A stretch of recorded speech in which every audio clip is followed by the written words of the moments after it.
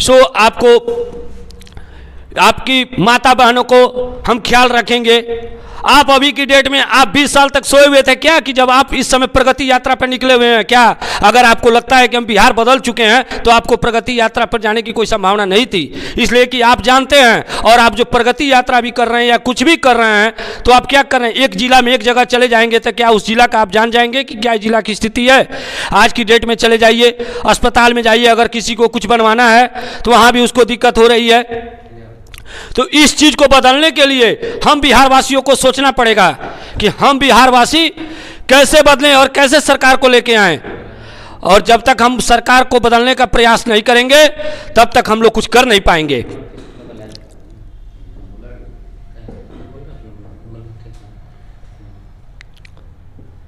और हमारे राष्ट्रीय अध्यक्ष जी अभी सरकार के सत्ता में नहीं है, फिर भी उन्होंने अभी तक अपने माध्यम से हमको लगता है कि कम से कम 1000 बच्चों को जॉब दिलाने का कार्य किए हैं। तो सोचिए कि जो अभी सत्ता में नहीं है वो जॉब दिलाने का कार्य कर सकता है, तो जिस दिन सत्ता में आएगा वो बेरोजगारी रहने देगा किसी को? वो जरूर रोजगार का सुदृढ़ करेगा। हमारे यहाँ के कल कारखाने बंद हो गए, सारे चीज़ बंद है, हम क्यों नहीं कल कारखाने खुलवा सकते हैं भाई? जब हमारे पास कल कारखाने हैं ही नहीं तो उस विभाग का मंत्री का क्या कार्य है? हम क्यों उस विभाग का मंत्री बनाए हुए हैं?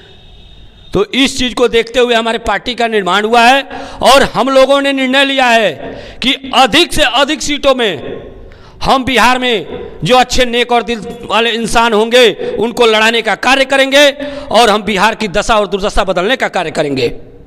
अभी की डेट में बहुत से लोगों का ये नारा है कि सब यहाँ एयरपोर्ट का चालू हमने करवाया, सब यहाँ एयरपोर्ट का चालू हमने करवाया। लेकिन आप लोग को मैं बताना चाहता हूँ कि हमारे राष्ट्रीय अध्यक्ष कलिंदर बाबू ने आज के 4 साल पहले जिस समय हमारी पार्टी का निर्माण हुआ था उस समय से वो इस सबिया एयरपोर्ट को चालू कराने के लिए वो अब लेटर पे लेटर बिहार सरकार को, नागरिक उड्डयन मंत्री को और आपको रक्षा मंत्रालय को वो बार बार भेजते गए इसलिए कि सबिया एयरपोर्ट का निर्माण बहुत ही जरूरी है, क्योंकि सबिया एयरपोर्ट के निर्माण से हमारी यहाँ की सारी चीज़ की दूरी कमी हो जाएगी, क्योंकि ये दूरी कमी हो जाएगी। इसलिए इसका निर्माण तो अब जो सबिया एयरपोर्ट का निर्माण उनके अथक प्रयास से, बहुत ही अथक प्रयास से, हम लेटर की गिनती नहीं कर सकते हैं कितना लेटर होगा उनका, उसके अथक प्रयास से इतना तक कि वो एक बार जाके मंत्रालय में भी मिले और उन्होंने वहाँ पर अपनी बात रखी। उनके अथक प्रयास से आज सबिया एयरपोर्ट का निर्माण हो रहा है, जिसकी वाहवाही इस समय बहुत से लोग ले रहे हैं। जो इस समय सरकार में हैं वो भी लोग वाहवाही ले रहे हैं और जो सरकार में नहीं है वो भी लोग वाहवाही ले रहे हैं। जबकि मैं कहना चाहता हूँ कि एक आम जनमानस के प्रयास से अगर हम इस चीज़ को चालू करवाने का प्रयास कर सकते हैं, तो अगर आप जिस दिन उनको गद्दी पर बैठाने का कार्य करेंगे वो बिहार की दशा और दुर्दशा बदलने का कार्य करेंगे। अब मैं आपसे कहना चाहता हूं, बिहार में दारूबंदी है, कहा जाता है कि दारू की बंदी हो चुकी है, लेकिन मेरे देखने में बिहारी की दारूबंदी बंदी नहीं है। क्योंकि अगर बिहार में दारू की बंदी होती तो बिहार में इतने अधिक से अधिक, आज पेपर उठा कर देखिए, इस जिले में इतने दारू की पेटी पकड़ाई है, इस जिले में इतने दारू की पेटी पकड़ाई है, क्या वो मिलने को मिलता?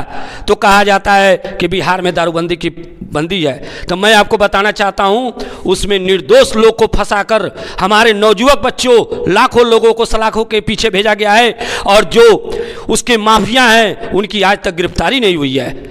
1-2 माफिया की गिरफ्तारी हो रही है, छोटी मछली माफिया की गिरफ्तारी हो रही है, बड़ी मछली की आज तक गिरफ्तारी नहीं हो पाई है। तो हम आप लोग से अपील करना चाहते हैं कि, और बीपीएससी के छात्र और युवा छात्र लोगों से अपील करना चाहते हैं, माता बहनों सबसे अपील करना चाहते हैं कि अगर आप लोग किसी सामान को लेने जाते हैं तो आप लोग कहते हैं कि ये सामान सही से चलेगा ना, तो वो लोग कहते हैं कि हाँ ये सामान बहुत ही अच्छा है और आप इस सामान को चला सकते हैं। लेकिन जब आप सामान को चलाने जाते हैं, अगर वो सामान खराब हो जाता है तो आप उस दुकानदार को ले आकर पटक देते हैं और क्या फिर आप उस दुकानदार से कोई सामान लेते हैं? तो मैं आपको इशारों में बता रहा हूं कि 15 साल जिसने ठगने का कार्य किया तो आपने दूसरे को लाया, अब ये भी उसी तरह कार्य कर रहे हैं। तो जिस तरह आप दुकान पे सामान को दोबारा नहीं लाने के लिए जाते हैं, उसी तरह इनको उखाड़ फेंकने का कार्य आप इस बार का जो चुनाव होगा उसमें आप लोग करें। इन्हीं बातों के साथ मैं आप लोग को विराम करता हूं। बहुत बहुत धन्यवाद। भारत माता की जय। और मैं एक और बात आप लोग से कहने के लिए आया हूं कि हमारे पार्टी में उन लोगों का स्वागत है जो बिहार को बदलने के लिए चाहते हैं, जो शिक्षित युवा हैं या जो नेक दिल इंसान हैं, जिनको ये लगता है कि हम बिहार को बदल सकते हैं लेकिन हम किसी कारणवश चुनाव नहीं लड़ पाते हैं, क्योंकि इस समय जो चुनाव लड़ने वाले बैठे हैं वो उनके आगे हमारे पास कोई औकात नहीं है, और लेकिन बिहार को हम बदलने में सक्षम हैं। उन लोगों को हमारी पार्टी टिकट देने का कार्य करेगी। वो लोग हमारे पार्टी राष्ट्रीय सब जनशक्ति पार्टी से सिंबल लेकर चुनाव लड़ने का कार्य करें और बिहार का दशा और दुर्दशा बदलने में हमारे पार्टी के साथ कदम में कदम मिलाकर चलने का कार्य करें। मैं आपको यह स्पष्ट कर देता हूं कि अगर आप हमारे पार्टी के टिकट से चुनाव लड़ते हैं, अगर आप बिहार की दशा और दुर्दशा बदलना चाहते हैं, अगर आप सदन में जाते हैं, अगर आप बिहार की आवाज़ को उठाना चाहते हैं, तो आप हमारे पार्टी नेक दिल खुश दिल इंसान जो हमारे पार्टी से चुनाव लड़ना चाहते हैं उनका मैं तहे दिल से स्वागत करता हूं। वो हमारे पार्टी में आए। आपने सबको देखा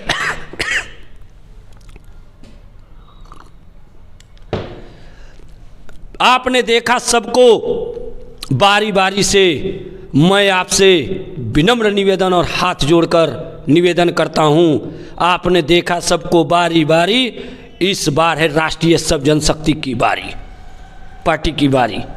आप लोग अपने खुले दिल से राष्ट्रीय सब जनशक्ति पार्टी को ज्वाइन कीजिए और हमारे मुखिया बाबू कलिंद्र कुमार जी के हाथों को मजबूत कीजिए और उनके कदम से कदम मिलाकर चलने का कार्य कीजिए। हमारी पार्टी इस बार अधिक से अधिक सीटों पर चुनाव लड़ने का कार्य करेगी।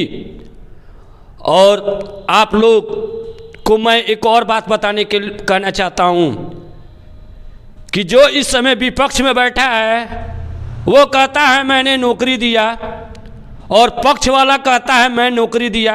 और तहे दिल की बात अभी बताता हूं, डबल इंजन की सरकार है, डबल इंजन की सरकार है।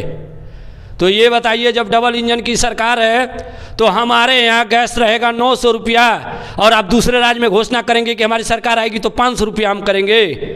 इसका अर्थ यही हुआ कि आप छलने का कार्य कर रहे हैं, क्योंकि आपको वादा करना है लेकिन उसको निभाना नहीं है। आप जिस राज्य में हैं उस राज्य में लोग महंगाई की मार झेले, और जिस राज्य में आपकी सरकार न हो उस राज्य में आप लोभ और प्रलोभन देखकर सोचते हैं कि वहाँ भी लोग अपनी सरकार बनाएं और फिर महंगाई की झेड़ झेलाएं। तो ये अब होने वाला नहीं है। बिहार के लोग अब इस चीज़ को जान चुके हैं, और ख़ासकर युवा जान चुके हैं। जिन लोगों ने रात में अपने परिवार से दूर रहकर, अपने घर से दूर रहकर ठंडी रात बिताई, और उनको मिला क्या? उनको डंडे से मिला पिटाई। वो लोग तो जरूर इस बार उसका जवाब जरूर देंगे। सरकार किसी की भी हो, सरकार का मुखिया कोई भी हो, लेकिन मालिक एक ही है, वो है जनता। अगर जनता जिसको चाहती है उसको अर्श पर बैठाती है और जिसको जनता नहीं चाहती है उसको फर्श पर बैठाती है। अगर इस बार की जनता ने अगर ये ठान लिया कि मुझे अर्श वाले को फर्श पर बैठाना है और फर्श वाले को अर्श पर बैठाना है, तो कोई रोक नहीं सकता, ना हम रोक सकते हैं, ना कोई पार्टी वाला रोक सकता है, ना किसी भी पार्टी के मुखिया रोक सकते हैं, क्योंकि जनता सबसे बड़ी सर्वोपरि होती है। इसलिए हम जनता का सम्मान करें और राष्ट्रीय जनशक्ति पार्टी उनको तहे दिल से सम्मान करती है। बहुत बहुत धन्यवाद।